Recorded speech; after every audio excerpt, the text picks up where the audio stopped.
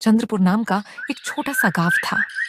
घने जंगलों और ऊंचे पहाड़ों के बीच बसा यह गांव अपनी शांति और सादगी के लिए जाना जाता था।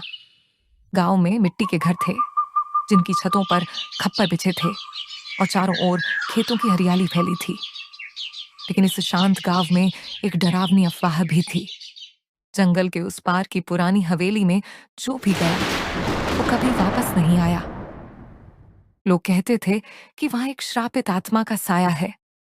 हर पूर्णिमा की रात हवेली से अजीब रोशनी और डरावनी चीखें सुनाई देती थीं। गांव वालों ने इसे मनहूस जगह मान लिया था, लेकिन 3 बच्चे आर्यन, रोहन और नेहा को यह सिर्फ एक रोमांचक रहस्य लग रहा था। सच में कोई हवेली में जाकर कभी वापस नहीं आया? नेहा ने संदेह भरी नजरों से पूछा।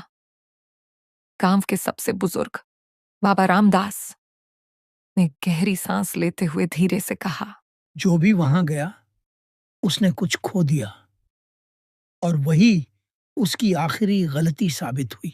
उनके शब्दों ने बच्चों के मन में उत्सुकता और डर का मिश्रण भर दिया। बच्चे बाबा रामदास की बातों से हैरान होकर अपने घर की ओर भागे। घर पहुंचते ही उन्होंने अपनी दादी को सारी बात बताई।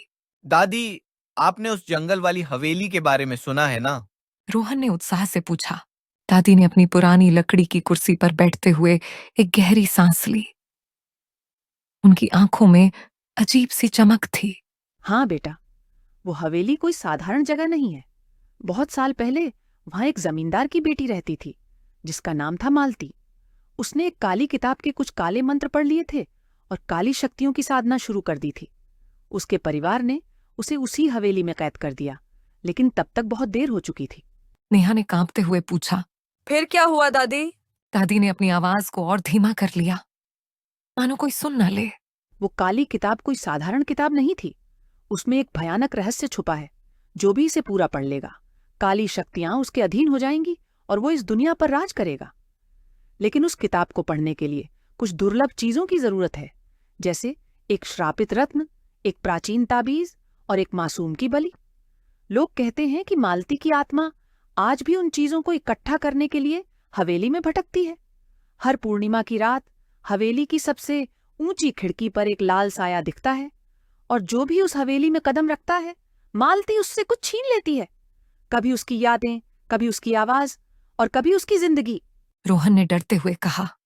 तो क्या वो सच में भूतनी है? दादी ने सिर हिलाया। कौन जाने बेटा, लेकिन एक बात याद रखना, वो हवेली सिर्फ भूतों की नहीं, बल्कि काली शक्तियों की साधना की अधूरी कहानी है। मालती की आत्मा को आज तक शांति नहीं मिली। तीनों बच्चे एक दूसरे की ओर देखने लगे। नेहा और रोहन की आंखों में डर साफ झलक रहा था। लेकिन आर्यन ने हंसते हुए कहा, मैं भूत वूत में विश्वास नहीं करता। ये सब झूठ है। जरूर कोई रहस्य होगा और मैं उसे सुलझा कर रहूंगा। दादी ने गहरी नजरों से आर्यन को देखा और धीरे से कहा। जो लोग विश्वास नहीं करते, वही सबसे पहले उस हवेली के जाल में फंसते हैं बेटा। बच्चों की जिज्ञासा अब और बढ़ चुकी थी। उनके मन में सवालों का तूफान उठ रहा था। क्या मालती की कहानी सच है? क्या वो काली किताब सच में इतनी खतरनाक है? और सबसे बड़ा सवाल, क्या वे इस रहस्य को सुलझाने की हिम्मत कर पाएंगे? दोपहर का समय था। चंद्रपुर गांव में सूरज की गर्मी हल्की हो चुकी थी। आर्यन, रोहन और नेहा खेतों में खेलकर थक गए थे। तीनों एक पुराने बरगद के पेड़ के नीचे बैठ गए। हल्की हवा चल रही थी और पेड़ की छांव में उन्हें थोड़ा सुकून मिला। लेकिन दादी की बातें अभी भी उनके दिमाग में घूम रही थीं। हमें उस हवेली में जाना चाहिए। आर्यन ने अचानक दृढ़ स्वर में कहा। हमें खुद जाकर देखना चाहिए कि वहां सच में क्या है। नेहा ने घबराते हुए कहा। लेकिन दादी ने कहा था कि मालती की आत्मा वहां भटकती है, और वो काली किताब, अगर हमें कुछ हो गया तो? रोहन ने भी हामी भरी। हाँ आर्यन, अगर सच में वहां काली शक्तियों का साया है तो मैं नहीं जा रहा। आर्यन ने हंसते हुए कहा। अरे, तुम दोनों डरपोक हो। भूत वूत कुछ नहीं होता। ये सब मन का वहम है। मैं कहता हूं कि हमें हवेली जाकर इन झूठी अफवाहों का पर्दाफाश करना चाहिए। हम वहां से सबूत लाएंगे और पूरे गांव को दिखाएंगे कि वहां कोई भूत नहीं है। सबके मन से ये डर निकाल देना चाहिए। नेहा ने झिझकते हुए कहा। लेकिन अगर कुछ गलत हो गया तो? आर्यन ने आत्मविश्वास से जवाब दिया। कुछ नहीं होगा, हम तैयार होकर जाएंगे। चलो एक प्लान बनाते हैं। तीनों बच्चे पास बैठ गए और फुसफुसाते हुए योजना बनाने लगे। नेहा ने सुझाव दिया। हमें वहां से सबूत लाने होंगे ताकि गांव वालों को यकीन हो जाए। एक छोटा कैमरा ले लेते हैं, तस्वीरें या वीडियो ले आएंगे। हाँ, ये सही रहेगा। आर्यन ने हामी भरते हुए कहा। कैमरे से हम पक्का सबूत ला सकते हैं। रोहन ने कहा। लेकिन हमें अपने साथ कुछ जरूरी चीजें भी लेनी होंगी। टॉर्च तो चाहिए ही, रात को अंधेरा होगा। एक चाकू भी रख लेते हैं सुरक्षा के लिए। और हाँ, एक बैग में पानी की बोतल और कुछ खाने को भी डाल लेंगे। आर्यन ने कहा। जब सब लोग 9 बजे सो जाएंगे तब हम चुपके से निकलेंगे। चौराहे पर मिलते हैं रात 10 बजे के आसपास और फिर हवेली की ओर निकल जाएंगे, वरना कोई हमें रास्ते में रोक लेगा। गांव वाले तो हमें वहां जाने ही नहीं देंगे। तीनों ने एक दूसरे को देखा। नेहा और रोहन अभी भी थोड़ा डरे हुए थे, लेकिन आर्यन की हिम्मत देखकर उन्होंने हामी भर दी। ठीक है, नेहा ने धीरे से कहा। रात 10 बजे चौराहे पर। रात के 10 बज चुके थे। गांव में सन्नाटा पसरा था। चौराहे पर तीनों बच्चे चुपके से मिले। उनके कंधों पर छोटे छोटे बैग थे जिनमें टॉर्च, चाकू, पानी की बोतल और एक छोटा कैमरा था।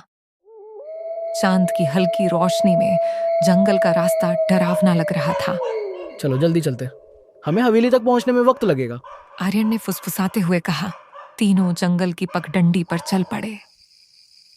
हवा में ठंडक थी और पेड़ों की टहनियां हवा से हिलकर अजीब सी आवाजें कर रही थीं। अचानक एक उल्लू की डरावनी चीख सुनाई दी। ये क्या था? नेहा ने कांपते हुए पूछा। कुछ नहीं, बस एक उल्लू है।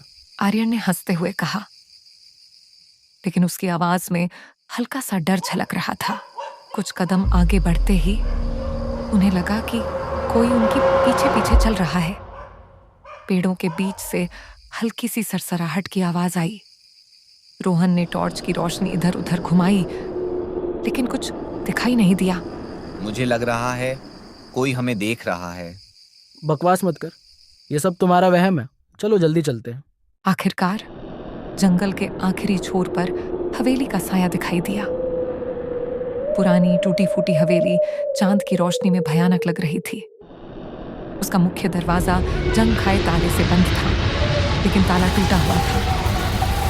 हवेली की सबसे ऊंची खिड़की पर एक हल्का सा लाल साया टिमटिमा रहा था, ठीक जैसा दादी ने बताया था। वो देखो, लाल साया। शांत रहो, हमें अंदर जाना है, ये सब नाटक है। आर्यन ने टूटा हुआ ताला हटाया और दरवाजा धक्का देकर खोला। दरवाजे से एक ठंडी हवा का झोंका आया, जिसमें से सड़ांत की बदबू आ रही थी। अंदर अंधेरा था और दीवारों पर मकड़ियों के जाले लटक रहे थे। तीनों ने टॉर्च जलाई और धीरे धीरे अंदर कदम रखा। हवेली के अंदर की हवा भारी थी और हर कदम पर फर्श से चरमराहट की आवाज आ रही थी। अचानक एक पुरानी तस्वीर दीवार से गिरकर टूट गई। तस्वीर में एक लड़की थी जिसकी आंखें लाल चमक रही थीं। ये मालती है। उसी पल हवेली की सीढ़ियों से एक ठंडी हंसी की आवाज गूंजी। तीनों बच्चे डर के मारे एक दूसरे की ओर देखने लगे। आर्यन की हिम्मत भी अब जवाब दे रही थी। क्या ये मालती की आत्मा थी जो बच्चों का इंतजार कर रही थी? क्या हवेली में सच में काली शक्तियों का साया था? और सबसे बड़ा सवाल, क्या बच्चे इस भयानक रात से जिंदा बाहर निकल पाएंगे? जानने के लिए देखते रहिए भूतिया हवेली का रहस्य।